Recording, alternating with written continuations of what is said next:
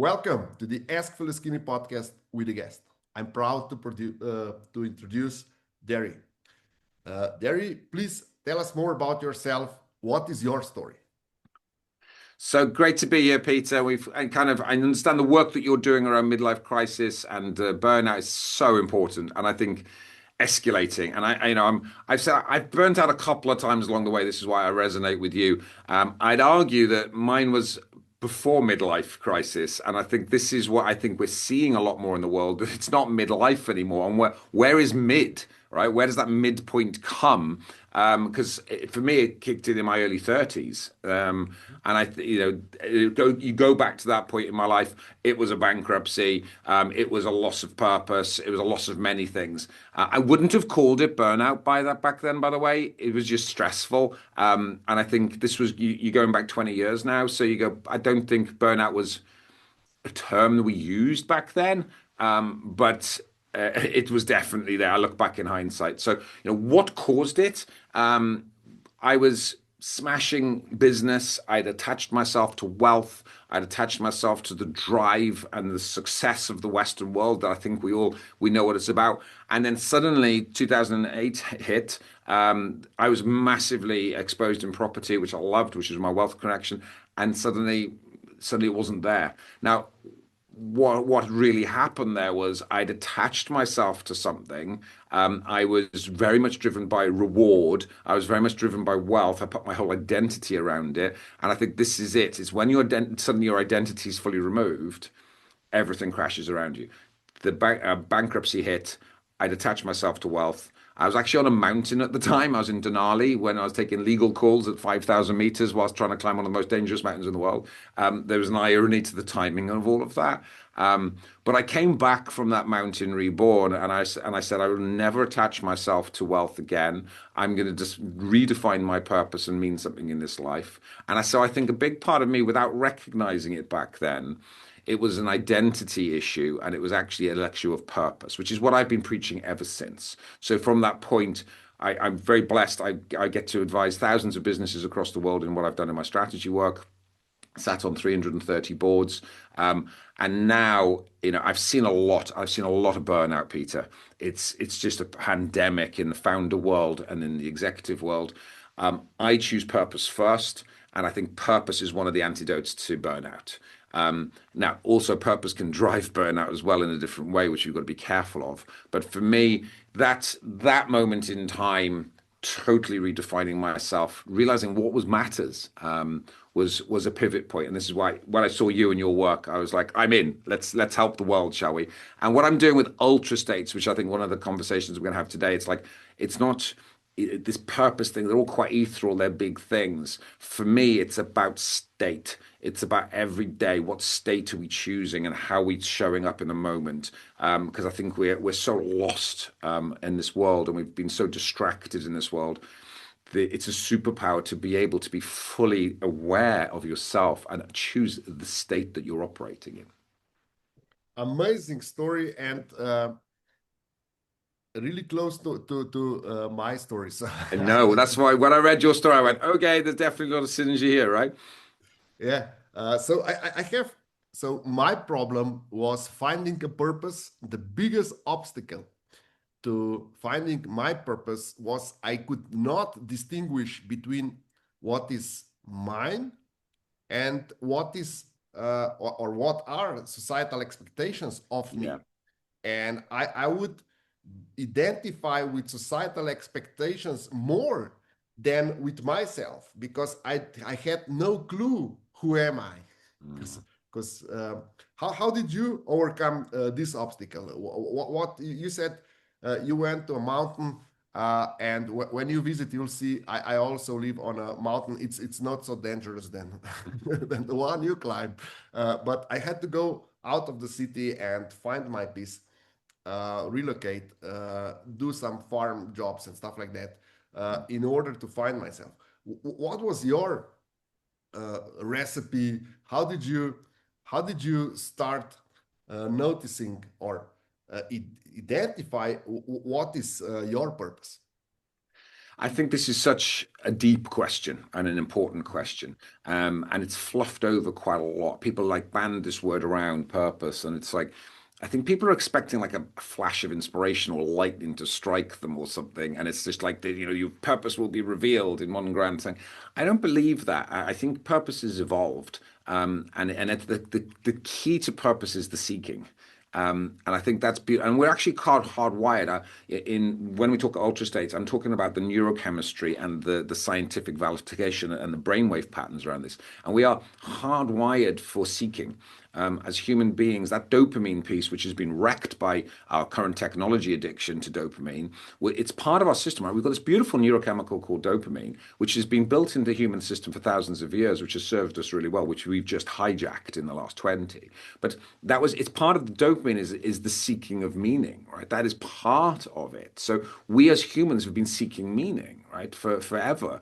And suddenly if it's all on a plate and we're sitting there, it's like we're not, if you're not seeking meaning, I think we've lost the very essence of humanity. So what are we seeking? And we're all different, and that's the beauty. It's not handed. The moment we kind of go, oh, and this is where I think there's a lot of the gurus and the, don't get me started on a lot of that bunch. It's like, just be like me, the followers on Instagram. It's just like, everyone wants to be somebody else.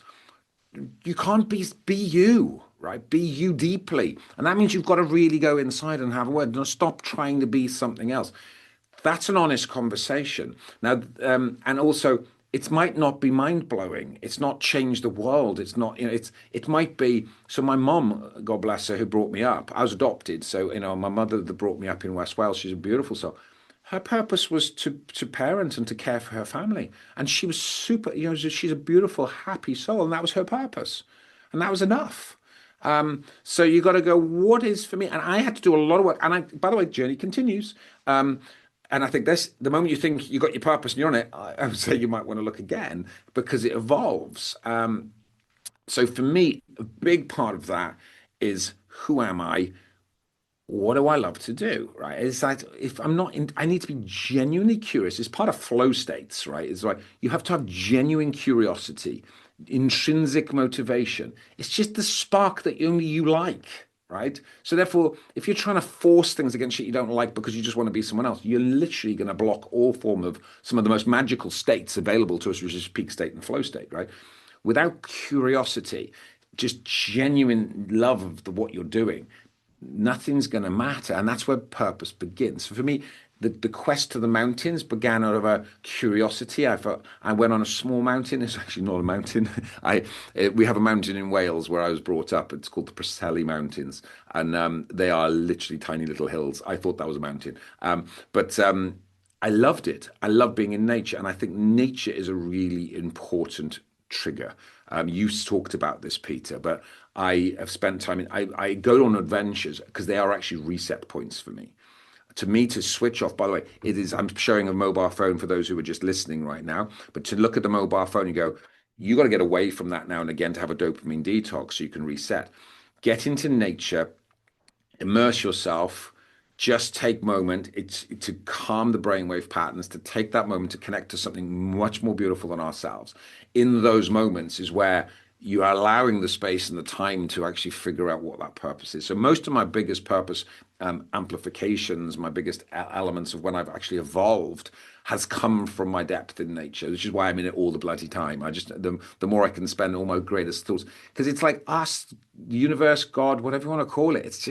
It's there. Go and look at a flower. Go and look at the blossoms. Look at it. People are so like freaking out over it. Just look around you. The world's a beautiful place. Just find what you love about it, and it doesn't need to be groundbreaking yet. And sometimes that will evolve to become so. So that's my. And when I'm working with clients or businesses, like, what is it we love to do? We've got to start with that. And sometimes people struggle with like, what did you love to do when you were a child? And I think this is the difference. You ask someone what you love to do, they don't know sometimes as an adult. We've become so lost. But then you ask them a different question, go, well, what did you love to do as a child? And then oh, well, when I was a child, I used to love this. And it's like, well, why did you lose that? When did we grow up? Right? And what happened on that journey where we suddenly, to your point, and you're 100% right, at what point do we then adjust to society? At one point, do we lose ourselves? Because the children haven't lost themselves.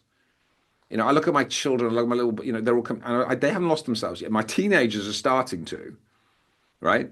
But at what point where we've sort of fully merged into this myth of society of who we're supposed to be, right? I don't know. I want to bring it back. Bring back the joy, right? Bring back the youth. I like to be a child most of the time. I think it's the best way to play. I'll give you what my clients mostly tell me. I'm 100% in agreement with what you're telling me. But how can people that work 9 to 5 and then take care of their children in in the afternoon, how can they find the joy? How can they find time to go offline to as you said, dopamine detox? How can they do it? Because for so many people, life is just overwhelmed. Most of them, some have serious problems, and then they have an initiative. Like you and me, we had a bankruptcy, so you have all the time on your hands because you don't need to go after the company's bankrupt. The next day, you don't need to go to work, so you have time. But people that don't go in such an extremes, how can they find time to detox? How can they find an inspiration? What is their trigger? How can they start resolving? I call it midlife crisis. We were talking also about burnout. Burnout is one of a telltale sign of a midlife crisis. What's how say your advice to people? Where should they start if they're in this either we call it rat race or how to get off this wheel and just start looking what they really want, because they usually stuck in a job but they have a mortgage to pay or a car that is leased and stuff like that. They cannot just stop. So Mm. where should they start? Well, let's just deal with it. There's a big topic, right? And there's a few things going on there. The first thing is most people, if we like it or not, will make a change only when a crisis is hit, Mhm. right? And they have the cancer, they have the bankruptcy, someone's died in the family, and it's suddenly they have a wake up call, and then it's a big enough power to overcome the inertia, right? So the next question is how can people like me and you and people listening to this podcast, how can you get out of that without the shit show, right? So it's like you need to have momentum. So if you think you're just going to sit there and just like, oh yeah, I'm going to change my life. No, you need a kick in the ass. You need something to motivate you. That might be you, Peter, because you come along and just go, with your all of the tools you've got and the psychological tools, you're able to hit people out of that, right? Now, I use a lot of the time the word regret. I talked about it in my original book, Will Life's Great Adventure. I've been keynoting on it, and we studied what are the 6 top regrets of the dying. I took studies from all over the world on this, and this is fascinating because I live my life by if I'm going to do something, and a lot of people are going, oh, I'm in my 9 to 5 job. I'm not doing this. I haven't got time. Great. Are you going to regret that? So it's like regrets gives a different power to the decision. So it's like that's your life. You're in a 9 to 5 job and you're miserable, and you got your kids, you got responsibility, and you're grinding it out. Choice. Do you want to carry on like that? Because if you don't make a change, you're just going to die miserable.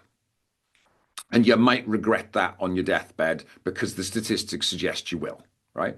So let's just lay that one out and go, or do you want to make a choice right now? A small choice, by the way, but a choice to change now and change something. Not radical. This isn't, I think there's bad advice out there, which is just quit your job and do it. No, when you've got children and you've got family, you've got a responsibility. And I get it for parents. I'm a parent of 4. And, I had business collapses when I had kids. So I'm like, and I had responsibility to the family. And I know how brutal that is. Okay. But in those moments, it's like, okay, you're in a job. First of all, start liking something about it. I don't give a shit what it is. But if you sit there pissy and mopey and just get miserable, it ain't changing. So just find something you like, because I think that's a psychological driver. We talk about the 5 foundations of states. In order to access the states that I'm talking about, which is the opposite of the states you just talked about, I'm talking about accessing flow state and focus state and peak state, like the neurochemical activation of feeling alive, right? You just described the antithesis of that, which is miserable, trapped in this miserable world of whatever. So, in order to shift that, you have to shift the foundations. And the foundations for me, there's 6 foundations to ultra states to enable that shift. First one is purpose. We've already talked about that. You've got to find that purpose. You've got to look for it. I don't give you got it yet. Be looking. And it could be, it's interesting, one of my friends, she just likes Lego, right? She just plays, she comes home, she's stressed over her face, she's got a big job, but she just builds Lego for 40 minutes and it makes her feel better. And actually, that's flow state, by the way. What she's triggered there is a flow state. And who knows where it'll go from that. Next up, we've got to look at the neurochemicals, we've got to look at the brainwave patterns. Physiology, move. If you are sitting around in this and you're sitting behind Zoom and you're sitting at a desk, if you are not moving, you are trapped the whole energy in your body. We've got to get physicality and movement. And I don't give a shit what that is. Walk, get out there, do something. The movement actually starts moving the energy. And then the psychology is that, oh my God, I'm miserable in my job. So if you get those foundations, you've got to go, if you choose to continue, you are continuing exactly the same brainwave pattern. It's not going to change. You're using exactly the same neurochemicals. It's not going to change. If it's exactly the same physiology, you're not going to change. And if now you're pissy and miserable, so you continue that, there's only one way that's going to go. And you play that out into the future, and that's a shit show, and you're going to die with regret. If that doesn't wake anyone up on this call, then I don't know what will, right? So what you need to do, move a bit at a time. It's not groundbreaking. Just get out and move. Just get out in the mornings, get your feet on the ground, spend time with your kids, right? Just look in their eyes. Just spend like there is magic in children's eyes. I love my children. I spend as much time in the as possible, but I'm with them. I'm with them. In fact, I heard a statistic yesterday, Peter. It made me cry. They've done this study on the effect of adults, parents, being on their phones whilst with their children. And the psychological effects to the child are horrendous because the children growing up today are feeling that their parents, that their phone is more important than they are. As a father, that hurts hard. And thankfully, I do not mess about on my phone and we do not have it out with my children. But I see it everywhere. I'm seeing parents and they're trapped and they're miserable and they're home at the dinner, but they're on their phone. Just put your damn phone down and just connect with your child. There's joy right there, by the way. So anyway, okay, you started, mate. You asked a question and you got me on my soapbox I have now. Another question that is really important to me or dear to me. Let's call it like this. Can we find our purpose alone, or we should do it with a coach, or let's call it accountability partner? How should we go on this journey of discovering our purpose? Should we do it alone? Should we go workshop, visit a workshop or weekend? How should we start? Should we read a book? What's the best way to do it? Everything you just said. So, and I mean, I don't think, should we do, and let me just rephrase, should we do anything alone? I don't think so. I think we're, as human beings, this is our biggest problem in society right now, is the lack of community and the lack of connection. Now, do you need to do some work alone on your purpose? Absolutely, because only you can do that work, because you need to look inside. But if you've been trapped for so long, you might need a trigger like a coach, like you, Peter, like other people out there. You might need the inspirational, the spark, because it just needs to be brought alive again. And should you read book? I would say if you just lean into the journey, do the inner work. If you meditate, meditate. If you want to just sit on the mat, sit on the mat. If you want to then engage with the coach, get in with the community, read the books. Do it all, because you don't know where the spark's going to come from. And that's evolution. That's exploring life. That's leaning in. So I'm not a coach, by the way, but I'm a huge fan of coaching. And if you get the right person at the right time, like the work you do, and this is why I really honor you, Peter, and the work you do.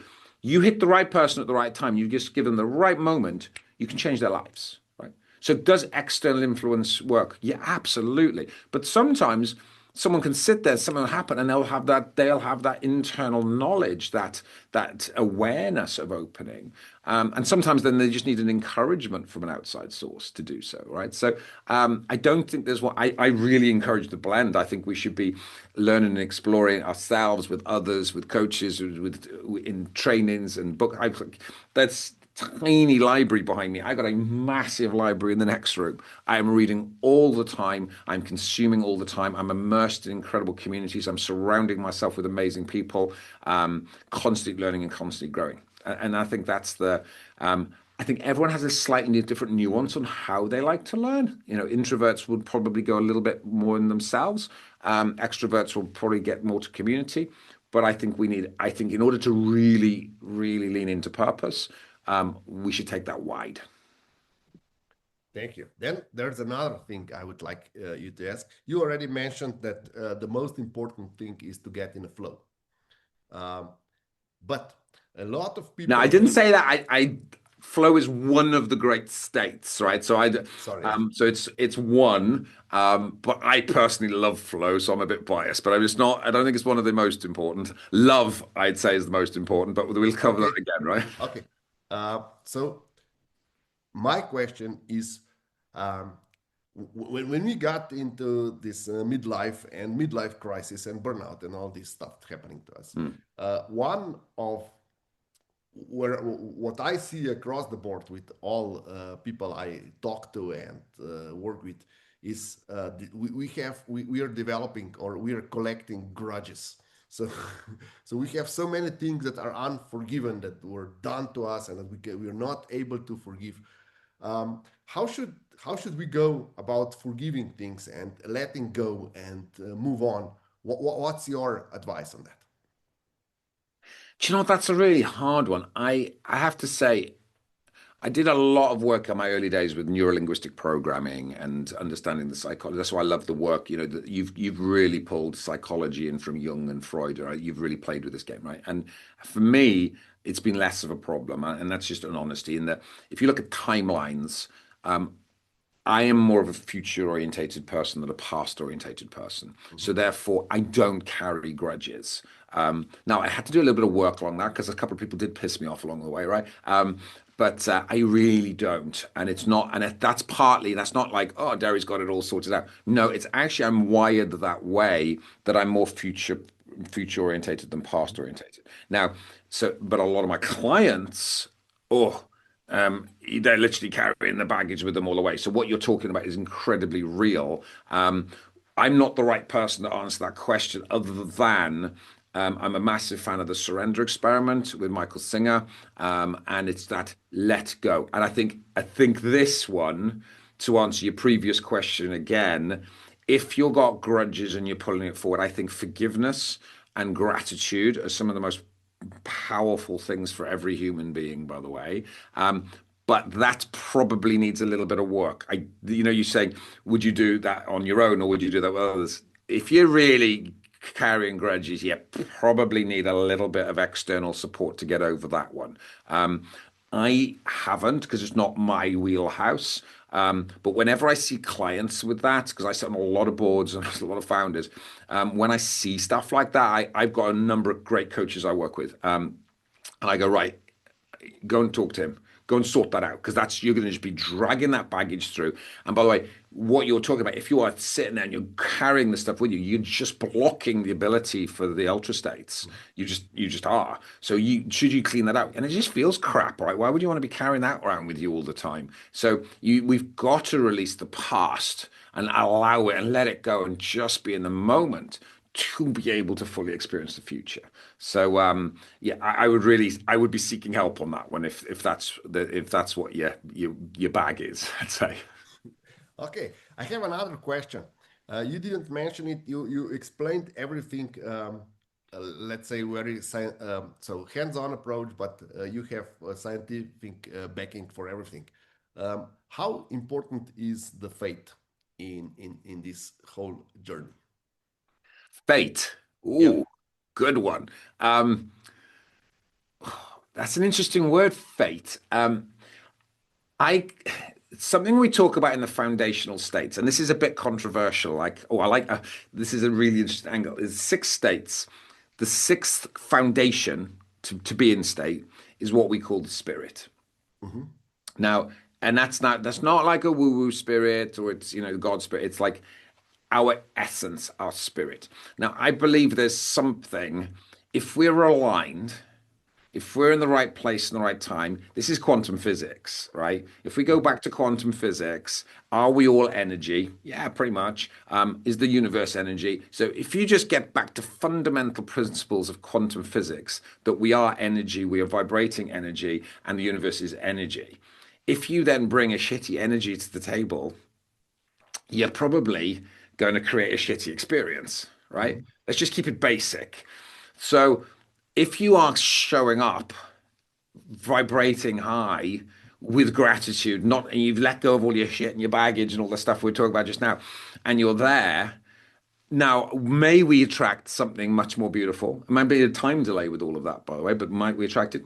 I would suggest yes. So, how much is fate and how much is owning our own destiny from an energetic perspective? I would say I am really lucky. In fact, I'm one of the luckiest people alive, I think. I nearly died on multiple places and I didn't because, on the north face of Everest, I should have died on the day I was there, right? So I am really lucky. But I also know that I'm really quite energetic. I'm bringing the right energy to the table in the right way, which kind of creates luck, doesn't it? Mhm. So, do I believe fate happens? And I believe I'm blessed. I believe I'm lucky. I believe that I've been in the right place at the right times. And the serendipity, the synchronicity of events, might blow my mind, which is beyond what I'm now. Is that fate, or have I engineered that internally because of the vibration that I'm transmitting? There's an open question. I believe that um, I think the universe is an incredible place. I think this human body is an incredible vessel. I think we know more about it than we've ever known before, which is quite mind blowing.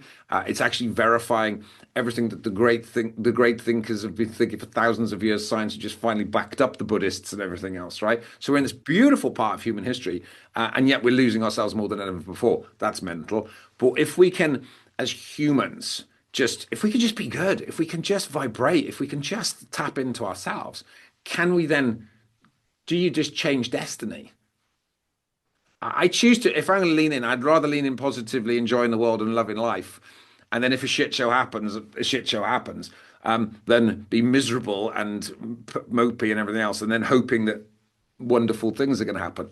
I don't see how that works. So I never really used the word fate before. That's an interesting one, but I do believe in serendipity, synchronicity, but I also believe if we are aligned, I think we help architect that. Thank you. These are great insights. So, Deri, where can our listeners and viewers find you? So you use the word Deri because my surname is Llewellyn-Davies. So good luck with that, anyone outside of Wales, right? So Deri Llewellyn-Davies. You can find me LinkedIn is a good place to find me. But all of the work we're doing around the ultra stage stuff, ultrastage.com will give you the links. And also the book, I'm giving the full book away. So all of the ultra stage stuff is a gift to the world. We'll make sure you get the link, Peter. Everyone's got full access to that. So everything, the science backing everything we're just talking about there is all there on the journey for you. Deri, thank you very much for all the insights. You have an amazing story, and I'm really grateful for you being my guest tonight. It's been a pleasure being here, Peter.